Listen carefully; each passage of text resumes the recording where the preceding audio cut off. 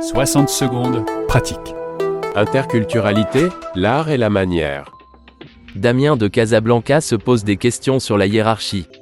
Alors que ce soit en situation d'expatriation, de diversité, d'immigration au Québec ou encore de commerce international et même de mobilité étudiante, une des dimensions qui vient tout de suite en tête est le rapport à la hiérarchie. Notre vision de la hiérarchie a un impact très fort, bien entendu dans le milieu professionnel, mais également social, voire même familial. Cette notion complexe varie selon les cultures. On peut voir se dégager cependant deux tendances.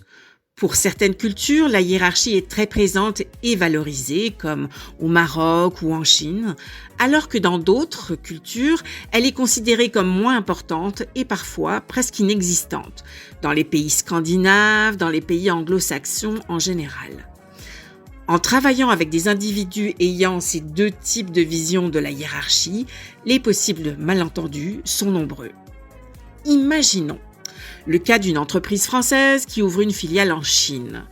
En France, on a tendance à être plus direct et à exprimer nos opinions haut et fort, en râlant parfois d'ailleurs, alors qu'en Chine, il est considéré comme impoli de contredire son supérieur. Si un employé français pouvait exprimer son désaccord à son gestionnaire, son manager chinois en public, cela pourrait être perçu comme une grave insulte. On lui fait perdre la face. Ce sont des exemples extrêmes pour vous donner une vision globale. Petite comparaison entre le Canada, la France, l'Argentine et l'Inde. Au Canada, où la culture organisationnelle est considérée comme plutôt horizontale et le consensus prime au Québec. Les Canadiens sont connus pour leur approche collaborative et leur tendance à éviter les conflits. La hiérarchie y est souvent moins marquée et la communication se fait de façon ouverte et directe. Les employés canadiens peuvent remettre en question l'autorité parfois et recherchent des relations équitables avec leurs pairs, mais aussi avec leurs supérieurs. On cherche le consensus gagnant-gagnant. Alors qu'en France, vous le savez si bien, la hiérarchie est plus visible et les différences de statut social sont marquées et importantes. On accorde une grande valeur au rang et au titre et les relations avec les supérieurs hiérarchiques sont souvent formelles. Les décisions sont plutôt prises en amont de la hiérarchie et les employés ont tendance à suivre les ordres même si on râle.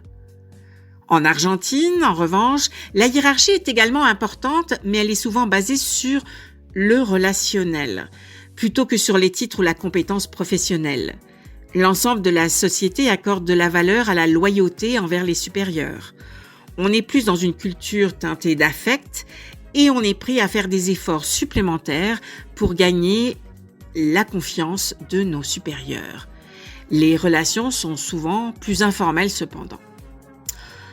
Enfin, en Inde, la hiérarchie est profondément enracinée dans la culture, dans les traditions. Le respect des aînés et de l'autorité prime. Les relations avec les supérieurs hiérarchiques sont donc basées sur la confiance et la loyauté. L'Inde est immense avec de nombreuses spécificités locales, mais généralement, les employés ont tendance à être très respectueux et obéissants envers leurs supérieurs.